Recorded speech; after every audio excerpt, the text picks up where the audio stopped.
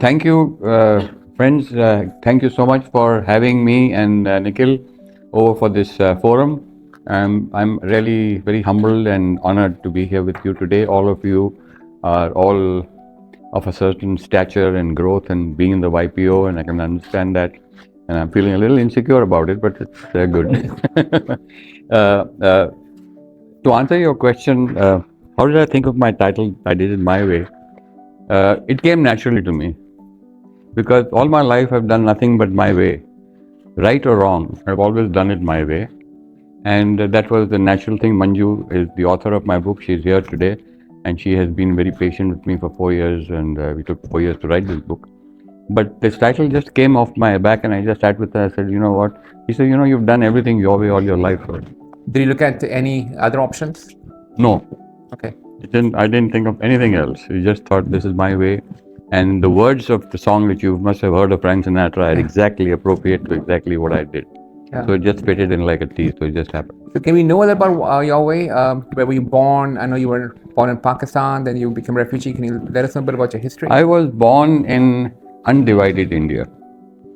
That time it was all India. So I was born in 47 in February, and partition happened in August. So my passport says undivided India.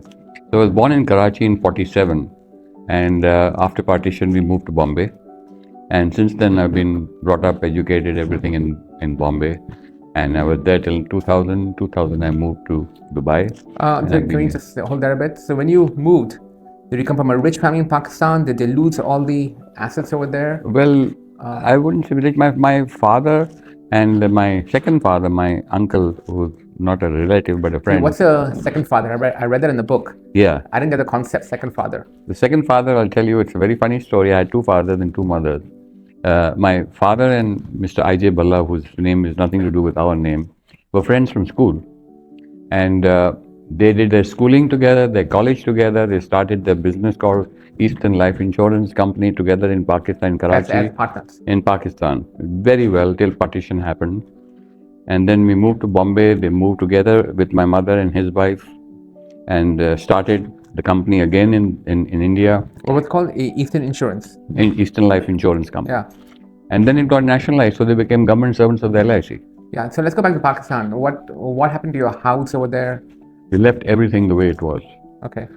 We just came with whatever they had, with their clothes and a suitcase, and they moved. Some of them came by ship, some of them came by sea. We had a big family. My uncle's family and my father's family were huge.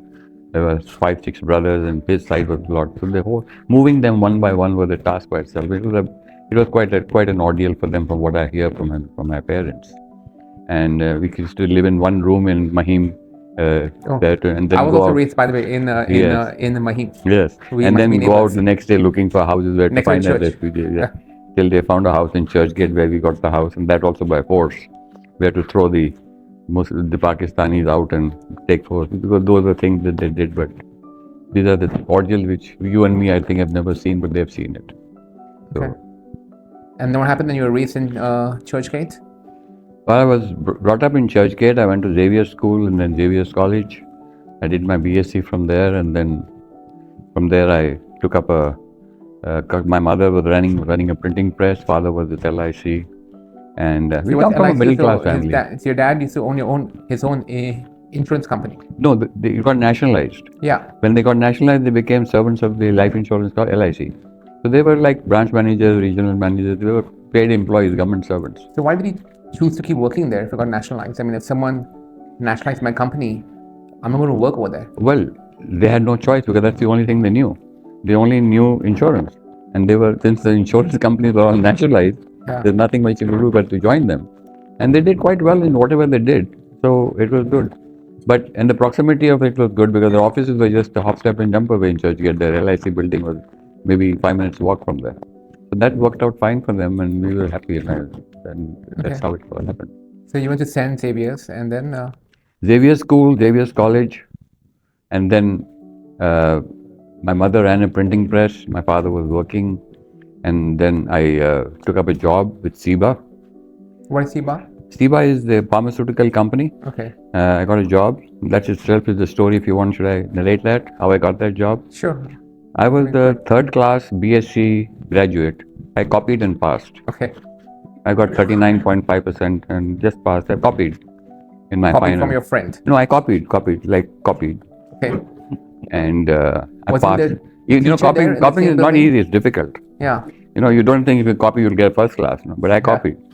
So I just happened, my examiner was So you there. were a bad student? He closed the door and he said, guys, you can copy. Oh, I was really? one of the lucky guys. So I just copied, and it's copying. When you write fast, you don't write, you still got 39%. Anyway, I passed and I couldn't get a job anywhere. So my father was, my uncle was very close to me. He was Mr. Nakul Sen. He was the governor of Goa, and with the father of Ambika Soni. So my dad rang him up and he said, you know, this son of mine is doing nothing. He's a third class guy. You can't get him a job. Can you help me? So he said, I know Gautam Sehgal. Gautam Sehgal happened to be the brother-in-law of Pandit Jawaharlal Nehru. He was married to Nayanthara Sehgal. So he said, I know Gautam Sehgal and he's the president of the company and I'll talk to him. So he talked to him. So he said, send him to me. So I went to see him across the road. We were in Churchgate here and this building, Royal Insurance, was just opposite the road. So he interviewed me and said, you know, Mr. Nakul Sen has talked to me, a good friend, and okay, I'll give you a job. He kept me as a management trainee for 1,500 rupees a month. I was very happy. In those days, I'm talking of the 60s, was big money. And all my colleagues were IIT pass, gold first toppers and MBAs and, you know, all these big guys. And I was the only third class passer. So he put me into the the cosmetic division. They had this company called Binaka Green, if you've heard of it. The Binaka Green, Binaka Fluoride, Binaka Top, and the Binaka Geet Mala and the Binaka Hit Parade. You know, they had a big cosmetic division along with the pharmaceutical. So he put me into the cosmetic division. So I got into this big thing of meeting Mr. Amin Sahani. I had the fortune to work with him for 2-3 years, planning the Binaka Geet Mala and everything. And, I started enjoying myself and taking things for granted. Having a nice time, basically, thinking it's, you know, Bapka Malik kind of thing. One fine day he called me and said, I'm going to fire you. I said, you can't fire me. My uncle is the governor. So how old are you here now? 20, 21? I must be about 22, 21, 22. So this spoiled kid. Fine. Yeah. And I said, you can't fire me. My uncle is the governor. He said, I'm going to fire you. Why? He said, you come to office when you want, you go when you want, you're going around with these advertising people, having a nice time with the women. What the hell are you going on? He said, I can't do this. So I called up my uncle. He said, uncle, you're firing me. He said, you must have done something. I said, no, I didn't do anything. He said, okay, you resign. So I went to him next day and resigned. I left the job. And that was it. And after that, again, the same thing started. So my mama, my mother's brother, Mr. J.C. Jain, was that time the general manager of Times of India, big guy who started the Filmfare magazine, Illustrated Weekly, Screen, Femina. He's a big dad. He's the kingmaker. So he knew Mr. B.M. Ghia, who is the chairman of Bayer Pharmaceuticals. So he got me a job with Bayer. I had German bosses. So I joined at a lower salary with Bayer, worked with them for 2-3 years. And I took that job very seriously because I had the shock to my first job. So I took it very seriously. And I used to go to work at 9 o'clock and sit there till 7 o'clock. One day my German boss called me. He said, why do you sit till 7 o'clock? He taught me a lesson that day. I said, there's a lot of work, sir. I was trying to impress him. So he said, we'll come at 9 and leave at 5. And you work till 7. That means during the daytime, you're faffing around. You're having coffee and talking with your friends, which I was. He said, if you don't leave at 5, I'll fire you. That German guy taught me a lesson that day. So between 9 to 5, we used to work. But I was trying to impress him, which we do in our Indian feeling, you know what, if you work late today in office, we feel you're working very hard. But, you know, basically they're wasting their time in the daytime. So that's a lesson which I learned from my German bosses. And now I follow that in my office and say that 6 o'clock you have to leave. So these are lessons you learn, and these are people who basically mentor you and tell you without even thinking that what to do. So after that, I had a chance to grow there. I was going to go to Leverkusen, Germany, to go to Pune to learn German. And then this gentleman comes from London who used to work with my dad 14 years as a typist in the insurance company, become a big dad in Birmingham. He was working with your dad in Pakistan or India? No. He came from London. No, but he was working with your dad. He was working with dad in Pakistan. Yeah. And he came back with a suit and very well dressed and with a pipe. Very polished man, Mr. So you were Sabarwal. impressed. When he came from London, we made it big there in Birmingham, big garment factory. And he came and met my dad and met me and saw me. He says, I want your son. I want to take him from you and put him into business. So you're what, 25, 26 now? I was about 23, 24. I got married when I was 21. So this must be when I was 20, 24, 25. Yeah, something like that. 1.5 years in Bayer and 1.5 years, 2 years in Seba. And he said, I want to change. Not knowing he had an ulterior motive, because he had a daughter whom he wanted me to marry. But you were already married. Sorry, I'm talking of before 21. This is before. I'm sorry, my mistake. This was before I got married. All this happened before my marriage. I finished my school in 64, college 64, 65. This is between 65 and 69. All this. So I joined him. I left the job and joined him and got into this business, not knowing what I was getting into. And he started a company with me. And did you meet his daughter? And he ultimately met, but I was already meeting Nikhil's mother. That time I was having a fair relationship with her and all, and eventually Aruna. And in 69 I married her, but I was already with this gentleman, and when he knew I got married, things kind of changed. And after I set up the business, whatever happened, one fine day I found myself out of a job on the road with a big news article, no more Mr. Rajanlal is no more with us. And well, he put an ad. And he put an ad in the paper, and you're out, finished. That was it. So suddenly I was without a job, didn't know what to do. So I went back to my, there was a gentleman with whom my dad after retirement was working for, Mr. Ram Batra of Bandbox. And he asked me, he was like a father to me. He said, Beta, what are you doing? I said, I'm doing nothing, uncle. I'm thinking I'm going to Dubai. I don't know what to do. Oh, you were thinking of going to Dubai when you were... I was thinking at that time. When you were mid-20s? I was thinking of going. You're looking at now... I was looking at options. So late 1960s? And then a friend of mine came from Delhi. He had a very big showroom called Kapoor Lampshades.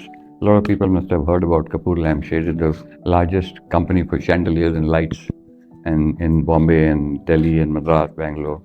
And he said, Rajan, we want to open showrooms in Bombay. So I said, I know. I'll talk to my uncle, Mr. Ram Batra. He's got 22 showrooms because he had bandbox, dry cleaning, laundering shops all over. He had just closed his business. So I told him, he said, Uncle, I want to open Kapoor Lampshades. He said, what are you doing? Are you going to sell lampshades? I said, no, there's not lampshades. This is chandeliers and lights. He said, okay, put your finger on anything. You can have whatever you like. So we selected Kala Ghoda Linking Road, which they still stand today, next to Rhythm House and Khyber and Bandra on Linking Road.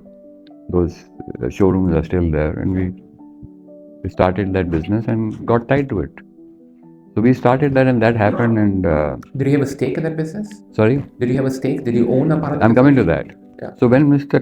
Kiran Kapoor from Delhi met Mr. Ram Batra, he said, you know, it's my product we're selling, my brand and your stuff. What do we need Rajan for? You know, and I was nobody that time. So you didn't own equity? No, I didn't have money. So he says, you know what, we'll pay him some 15,000-20,000 rupees and, you know, give him like a meeting fee kind of thing and thank you very much, go to the handshake.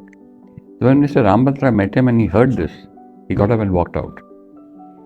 So he says, why are you walking out? He says, I don't want to do business with you. He says, you Delhi Lalas are all like the same. He says, I believe in relationships and loyalty. I know him. He's like my son. And his father is like a brother to me, and he works with me, and I respect him. If Rajan is not involved, I'm sorry, there's no deal. And he stood by me. So he said, okay, let's do something. So they decided to give me 1% each of their sales from their share of whatever commission he was getting as his thing, 1% each. So I was getting 2%. And suddenly that 2% was coming to about 50,000 or a lakh and a half every month. Which is a lot big, of money which was a lot of money. at the time. So suddenly, from nothing, I started getting these checks every day for doing nothing, just out of a relationship. So Mr. Rambatra told me, Rajan, you need to sign a contract and do something on paper. He said, I don't want anything on paper. I trust you. He says, if I'm not there tomorrow, these guys will throw you out. I said, I don't care. So I said, it's your word, I'm there. So till he was alive, this carried on till maybe 98 or 2000 or something like that. And when, before he passed, after he passed away, things went south. And in the meantime, this Mr. Sabharwal came and he said, Who's he? Sabharwal? the gentleman from London, who was the typist. Okay. He came and he said, I want your son. And I had to take a decision. And I was, what's it? I'm 20, I'm 20, 19, 20, 21. I can afford to take a chance in life. Let's try business. My family had never done business. They were all But your dad working. had his own. He had his company. business, but when you lose a business, mentally you are in a secure government job. Your thought process changes.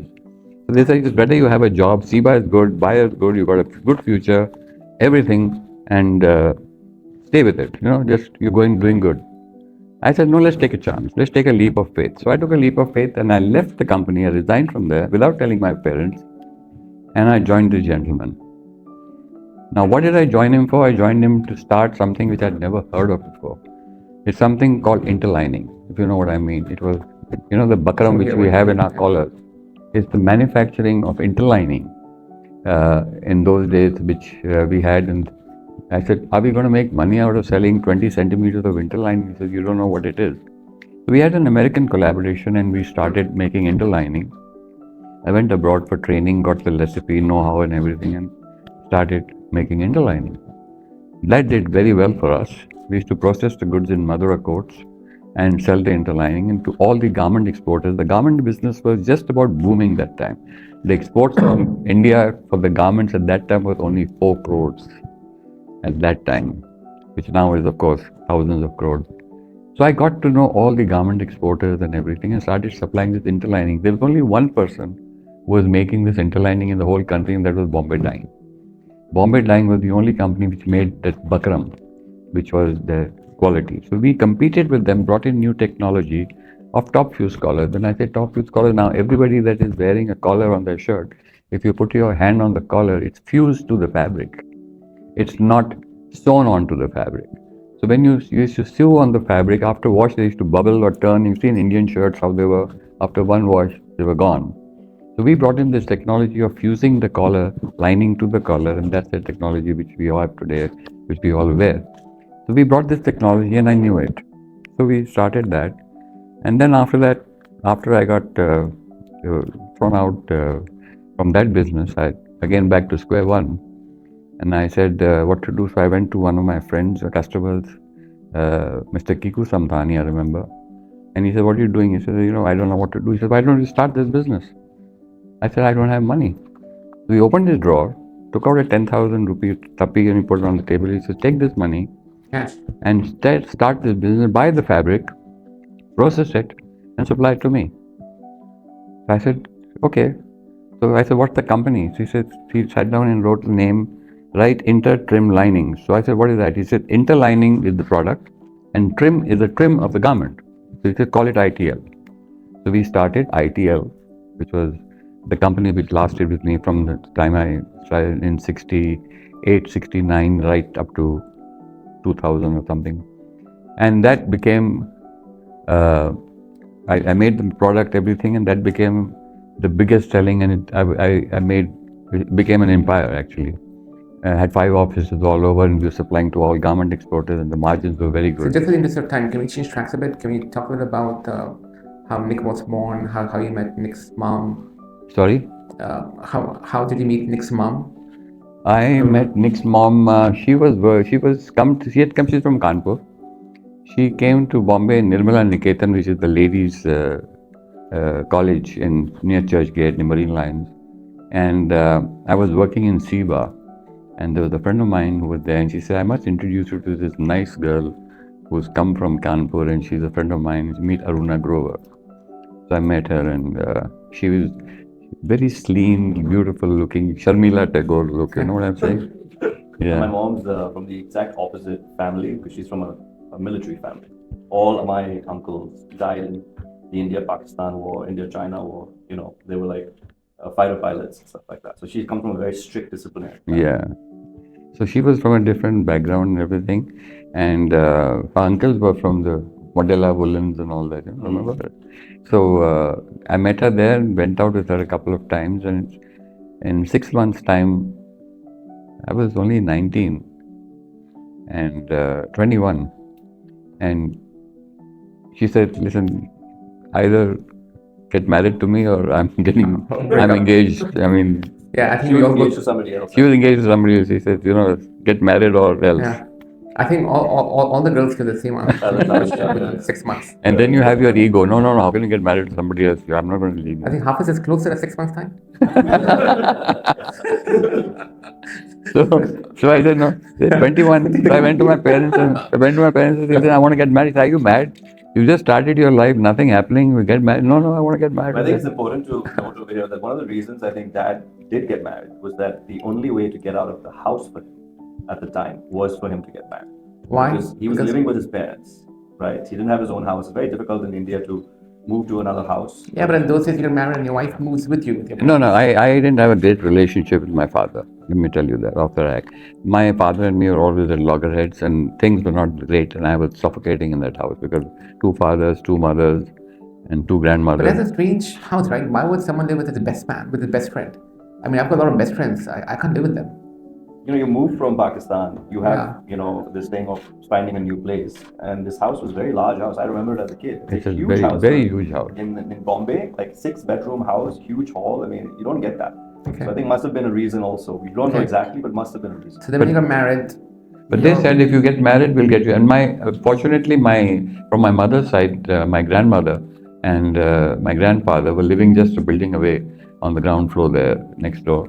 And they said, when you get married, we'll shift you to that place. So my Okay. thought process was the only way to get out of this house is get married and shift there. okay, to your So- grandparents' house. Yeah. So I moved to my grandfather's ground. That time my grandmother was there, grandfather had died. And I So moved you live with over your grandmother and your just a your building wife away with and- my grandmother, just my grandmother.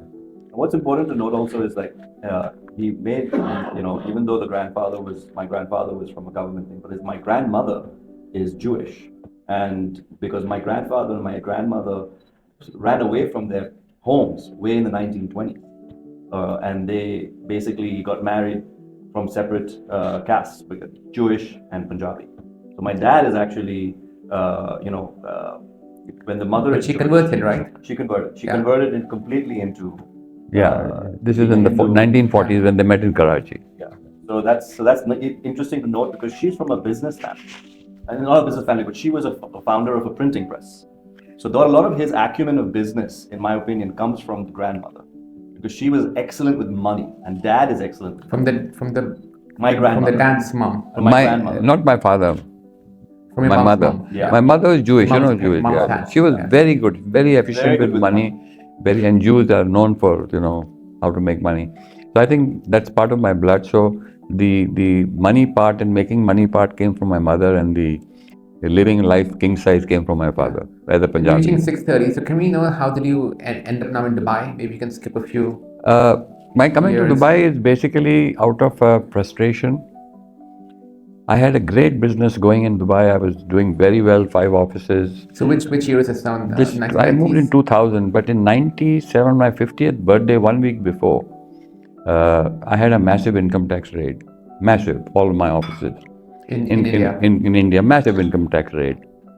And that shook me up a lot. And this is 1 week before my 50th birthday. I was having So what happens in an income tax rate? income tax rate. They just keep you in your house for 48 hours and question you, Okay. and don't let you go out. That's it. It was quite mental. People in India get, when you're in the limelight, when And- you're in the magazines and you're in this thing, you get in this thing of the income tax. Then people say, oh, this guy got money.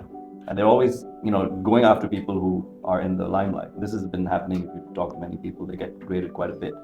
So, they got raided, he got raided, and this basically they stopped his entire business. They just stopped the entire business, froze my accounts and everything. And fortunately, in those days, I mean, I was in the movie business. I made movies, 15 films. In 1990 to 2000, I made movies. So being in the movie business, you come to the limelight. In the limelight, you're on television, you're on papers, and your figures of your movie success are printed all over. and everything. But how did that income tax rate take place? Is because I had a nice house in Andheri, and I had a beautiful 20,000 square feet office in Andheri East, which was beautifully done. That time, my partner whom I was with, Varsha Desai, whom I was with for 22 years, she was working for Dhirubhai Ambani, and she's still working with Mukesh. So Mukesh, Anil, and Neeta, Tina, we were all very close friends. We were very close at that time, and she was doing up their house in Seawind, and immediately when the raid took place, I got a call from Mukesh Ambani. You were in your office. I was at home, and he called up. He got to know. He called up. Normally, you're not supposed to talk to anybody, but when the lady, Mrs. Sharma, I remember her name, the Commissioner of Income Tax, picked up the phone. He said, "I'm Mukesh speaking. Can I speak to Rajan?" He said, "Yes, sir." So I said, "Yes, sir." The commissioner saying, "Yes, sir." So she gave the phone to me, and it was Mukesh. Okay, Rajan, don't worry. We've heard everything that's happened, but keep quiet. Don't give any statement. We'll handle everything. I said, "Fine." After 1 hour, Anil called me up, Ambani. He said, "We heard it, everything. Don't worry. Everything will be fine." So I became, Mukesh is calling, Anil is calling, what the hell. So I became a little arrogant. I said, "Do what you want. What the hell?" So this, she took me, whatever it is, 48 hours to do this whole thing. Not knowing what the real purpose was. Now at that time, Varsha was doing their house. Actually, that building, the cantilever building of Mukesh and Park, done by his. The whole Antilla, what you see there, is all done by her. At that time, it was Seawind near Kafparil, that's where they were living. So she was doing up that house, and she was doing the interior of the house. So I thought these guys have come to my rescue, and Mukesh and Anil at that time, how it is. So I said, okay. Anyway, cut the story short, they tried to help me, and they cleared her because there were certain things which I don't want to disclose, which she was doing with them about monies and stuff like that. And they cleared her everything and left me to the dogs. But you're not involved with them? No, I wasn't involved with them. So they left me to the dogs, and it took me 15 years to get out of this mess. And that was my cause of. So she had all the information about them. She had all the information about them, and she cleared them. They cleared her. What do you mean mess? So there was a case. There was a case. No case. It was a very complicated thing. That's not something that I think I would talk about. But basically, they wanted to save their asses and get her out of the mess because there were certain things which she had. And they left me to the dogs. Basically, didn't help me at all. And it took me 15 years to clear it. And I went through all my contacts, like Mr. Sunil Dutt, Shatrughan Sinha, you name it. I knew everybody. Okay, so you got sick of India. Nobody came to my rescue, nobody. And I just got deeper and deeper into it. And it took me 15 years to clear my name and close the statement. That was my first cause of frustration. My second cause of frustration is being in the movies and becoming popular. I started getting calls from Dubai, from the underworld. That time the movie industry, for money. yes, the movie industry was controlled by the underworld that time from Dubai. So you used to get phone calls and you say, I want the overseas rights. I want you to take this person as the hero, this person as the heroine. If you don't, your son goes to this school, your daughter goes to this school, she goes here, if she doesn't come back one day, it won't be nice, that kind of stuff. That was a double-sworded edge all the time. So I went to the police, asked for security. I had a security guard coming with me every day. I said, what the hell do I need security? What, if you want to shoot me, they'll shoot me outside my house, outside. To change the route and go back. Every time you go back, change your route. I said, that doesn't make sense. So these things, in spite of having everything there and a great life, fame, money, fortune, recognition, everything, I was always looking over my shoulder. And I said, there's got to be a better place to live in. And then in 2000, I got a chance to come to Dubai. Why Dubai? I mean, better place to move to Singapore. No, I'll tell you why Dubai. Because in 1990, this American gentleman called Mr. Carl Hasvanis came to me and he says, you're the largest trim supplier in the country in terms of trims, as in interlining, buttons, thread, shoulder pads, elastic, the whole thing. We became a one-stop shop, and we were the largest company having 5 offices. And your name popped up on the internet or Google or whatever. We want you to manufacture hangers for us. So I said, what is that? He said, hangers, the hangers which we supply to the retail stores in the US and Europe. We are the largest hanger manufacturer in the world. At that time, it was a company called A&E. It was part of the Tyco Group, which is a Fortune 50 company. And we want you to be our man here. So this just fell on my lap, and I came here, and he said, yeah, sure, we can do that. So we started the company in India. I became the MD of the company, and we started making hangers along with my other product, because it was a supplementary product of the same stuff you're giving to the same customer. So we supplied hangers. That became a big business over there. So sometime around 2000 or so, they told me that why don't you open an office in Dubai, because Dubai business at that time, the garment industry was booming at that time.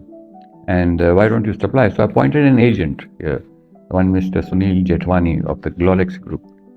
So I gave him the agency and he started supplying, and I got a call from a customer saying that, we're very unhappy with this guy, your agent. He doesn't give us on time because he doesn't understand the seriousness of a export business, because we are very time bound. If we don't, we'll have to air shipment and all that. Why don't you come and start something of your own here? I said, I'm happy in India. Why would I come to Dubai? No, come here, come here. So I came here, I brought this gentleman, and I said, listen, we have a contract with this person. And these Sindhis here, they're very colonial, and over here, you can't Sindhis, you can't screw around yeah, with you can't screw around with them. Sindhis. Yeah, so he had a meeting with him. I remember in Ramada opposite Dubai. I was sitting in the car and he went up. He said, I'll talk to him, Sunil Jetwani.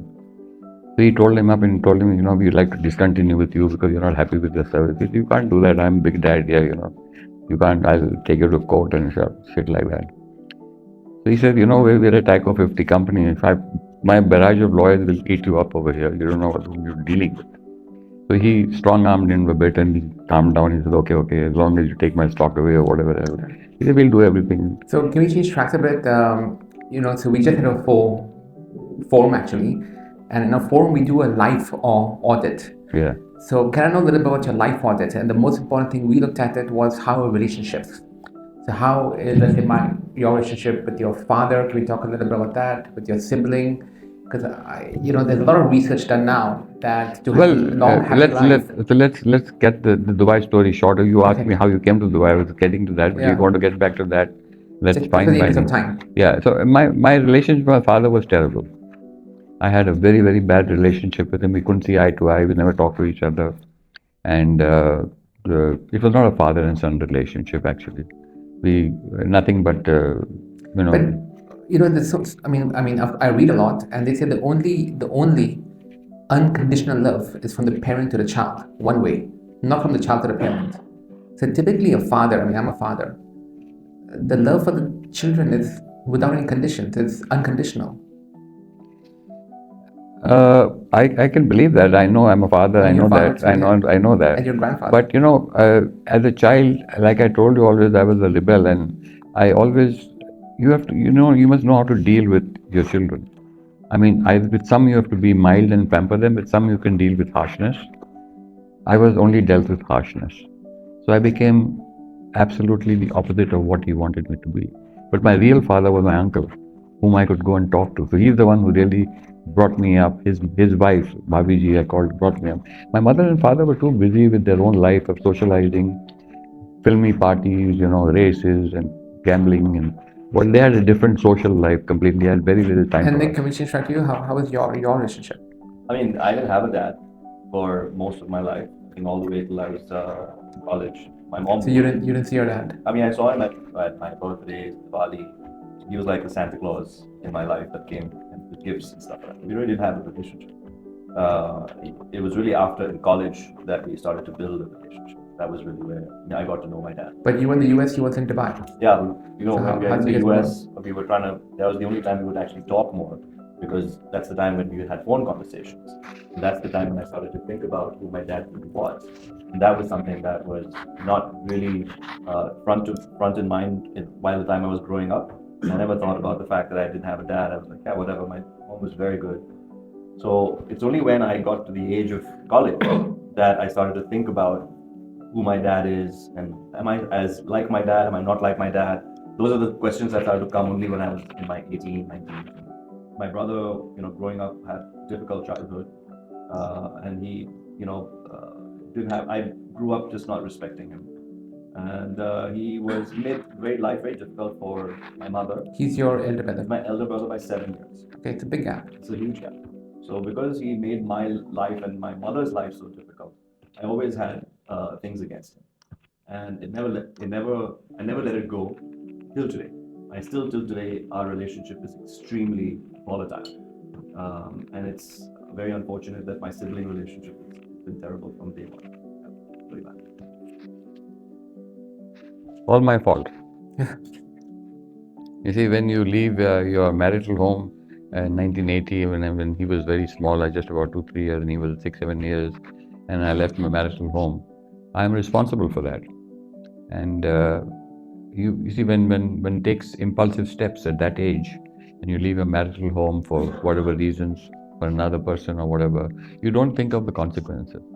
And the consequences of what mistake which I made is what something that they suffered. My elder son and him suffered. I lost their childhood and they lost their father. So that is something that is of great regret to me. At that time, when you're young, you take impulsive decisions, and I realized that it's all my fault that this is what you see. When you do these things and make these mistakes not once but twice, and I've made them many times, and I've admitted that in my book, it causes, you don't realize the lives that you've affected of so many people that you leave behind. It's like if you've seen what a hurricane or a tornado does, when it comes, and then it just leaves behind nothing but ruin. It's nothing Collateral but damage. And that's what I've done. I've left nothing but devastation behind me when I look behind my life, of all the relationships, of everything that I have had with the people I've had. I've left nothing behind but absolute devastation. Yeah. And that is. So I've got one last, thanks. I've got one last question before I pass the mic to the stage, to the audience. I'm now, say, 53. So I reached a stage in my life where, what I found is in my past 25 years of working that money does buy you happiness, but until a certain stage. After a certain course, it's related. You get more money, you get more happiness. But after a certain stage, more money does not buy you more happiness. So No. I'm trying to find myself. How do I find the happiness? No. More money is not going to find more happiness. So how? It's a very, very, very, very pertinent question. Let me answer So that. then, how do you find happiness after you reach a minimum level You of see, at wealth? my age of, I'm 78, and at my age, I realized this a couple of years back, about 4 years back after COVID, when I've had 4 heart attacks, an aortic valve surgery, a bout with cancer, knee surgery, COVID, and everything. I've been through all that. And that's the time when I was lying down in ICU with all the pipes inside me and sitting all alone. And suddenly you realize, what's life all about? I mean, what are you doing? What the hell are you doing? You're running after, I want to buy cars, I want to buy property, I want to make money, save money. What is it all about? It has no meaning. That's the time when I realized that money has no more value, because you've been there, done that, you've done everything in life. And suddenly you realize that money is not important anymore. You've got to decide your peace of mind. There's a very different, very thin line between need and greed. We all keep running after money, and suddenly you realize it's become a greed, it's become a disease. And if you cut down and realize, no, this is what I have, this is what I've got, how much do I need to live? The moment you decide that, your thought process changes. And my thought process changed today. I don't need, people come to me with projects, let's do this, and he came up with a project, he said, Dad, let's do this. I said, I'm done. You go ahead, do it, whatever it is, welcome to you. I'm done, I'm happy with what little I have. I don't want to become a billionaire or a Ambani or whatever else there is. I am happy with what I have. I want to live my life. How many years? So what makes you happy? Or what has made you happy in the past? What makes me happy is what I want to do, I do. I go to office. One of my main businesses the main purpose of starting my own business was, I don't want to go to office at 9. That's if I have a job, I have to be in office at 9. I said, no, this is not for me. I want to have a business where I can do office when I want to. I did that. So freedom of time makes you freedom. I go to office now at maybe 12:31, and I'm there till 6. I have my 2 dogs. I play with them. I talk to them. I spend my mornings with them. And I go at peace. I read my paper and go to work and spend office. Evenings, I do what I want. I have a friendship. We play poker. I go for cruises. I'm very fond of cruises. I have dinners and parties with friends. I meet family. I go and see my grandchildren. And I'm very content. And biggest thing in my life, which I talk about, is not taking stress. Stress is a very big silent killer today. And I tell all my friends, stop taking stress. So I meet all these people in the stress out. You know what? I'm terrible. My job, my wife is giving me a hard time. My girlfriend is giving me a hard time. My children are doing this. So I said, answer me a very simple question. Has this taking stress solved the problem? They said, no. I said, why are you taking it? I said, don't take the stress, but find the solution to the stress and break that problem into smaller solutions and you'll find the problem. But by taking stress, you're killing yourself. 90% of the people who die today is because of stress. And the moment you change that thought process of just not taking stress in your life, the life will change like it has mine. I don't take stress on anything. Whatever happens, the worst thing can happen. But if you take stress, it does nothing to me today. I've just programmed myself. And I find myself very peaceful and happy. I sleep well. I get up well. I'm happy. I like positive people. I hate negative people around me. The moment I see a negative person, I walk out. It's the negativity that I don't like. You meet positive people, you meet good people, you learn from them, and you carry on in life and you have a few friends. You're playing your poker, you go your cruises. I love my gambling. I go to casinos, I enjoy myself. And I'm enjoying what I've earned today. I like cars, I buy cars. And I'm enjoying myself. I'm happy with my little life. That's it. So you have got to find what you want to do. I love working. I like to keep my mind active. If I sit at home, retire, I'll die. That's why I go to office at 12:31, but at 6:00, 5 hours I go. I work and my mind is active on everything. I play poker. Why? Because it keeps your mind active. It keeps you alert. For those 6 hours you're playing poker, you're studying people. Do something that is keeping your mind. The moment your mind starts not working and dull, you're dead. So you've got to keep working or keep active, whatever you like to do. I'm just giving you an example. I think that's what you should do. Right, thank So you. the satisfaction is and stress is where you have to draw the line.